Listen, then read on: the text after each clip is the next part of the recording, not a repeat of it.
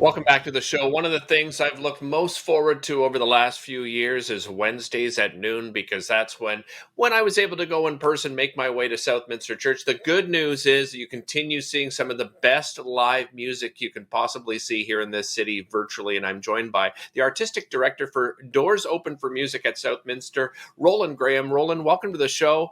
Wonderful to have you here, and I'm so glad I've experienced this personally. But take us back. When did this all begin? Give me a little bit of a history behind it, Roland. Thank you, Derek. So, Doors Open for Music began as a six-part series back in 2013 that we decided to offer during the season of Lent as just a musical offering to the community. And at the time, we had no idea how well over it would go. You know, we wanted to try it out. And it went over so well right away. We had such a strong turnout, and people donated in sufficient quantities that we realized we had something of value. And so we cautiously decided to continue the series for another few months. And it has evolved into a regular offering that goes from September through to June each year, just like the school year, with breaks only at Christmas time and New Year's.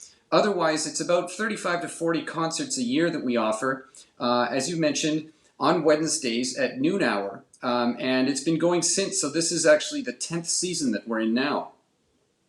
Yeah, and we find some of some of the most amazing artists I have ever seen live. Walk us through sort of the type of music that you find, because I mean it's across the board for sure. But you managed to get some of the most incredible entertainers and artists I've ever seen, Roland. Yeah, we're very fortunate. We've had great interest from the artistic community, from not only Ottawa, but from far and wide beyond. A lot of the people who played in the series initially were colleagues and friends of mine from university days and people I'd encountered through playing gigs and whatever. A lot of young and very advanced university students from Montreal, in particular, being only 2 hours drive. People from Ottawa, people from the international stage. And there's just been so much interest in the series because of the wonderful conditions. We have a very good hall. We've always had great pianos, and right now, actually, we have a fabulous 9-foot Steinway that came to the church a couple of years ago that now artists use. We have great response from the audience, and so, you know, as word is spread in the artistic community, I just routinely get emails and calls from people who are looking for opportunities to perform, especially now that they're fewer and further between. Yeah, and you've been forced to go online due to the pandemic. I must say that the production value is just amazing. And the great news is, just today you've launched your new website. Tell us about the website. What can people find on the website?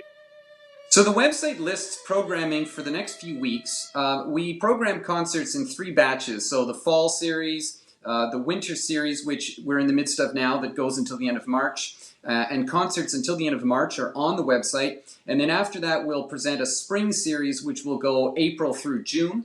And so viewers can find details about the concerts, what's on the menu, who's going to perform, and you'll be able to watch the live streams that we are presenting through YouTube embedded on the page. So they go live each Wednesday at noon hour, and you can follow them there. And one of the cool things about live streaming as our format is that, in fact, if you miss the concerts when they go live, you can tune in and watch them later. Or if you watch a concert and you really enjoyed it and you want to see it again, they're on YouTube essentially permanently. So that's a really cool feature that, you know, live-only concerts in the past didn't offer in the same way.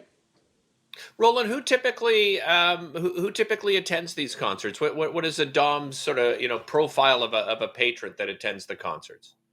So prior to the pandemic, we had a weekly average of 160 people that came, obviously mostly from the Ottawa area.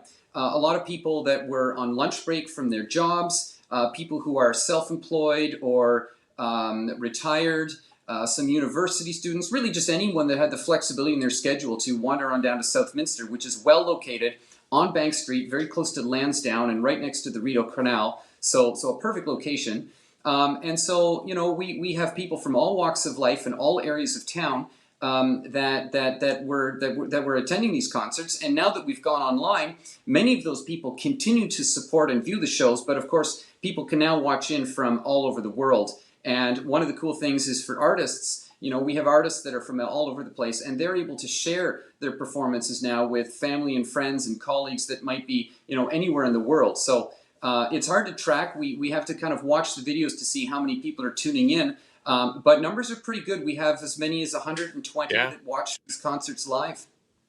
It is amazing. I can't say enough about them. Roland, thanks so much for joining us. Really appreciate it. Want to tell everybody again, that website is www.dom613.com. We'll be back with more right after this. Thank you.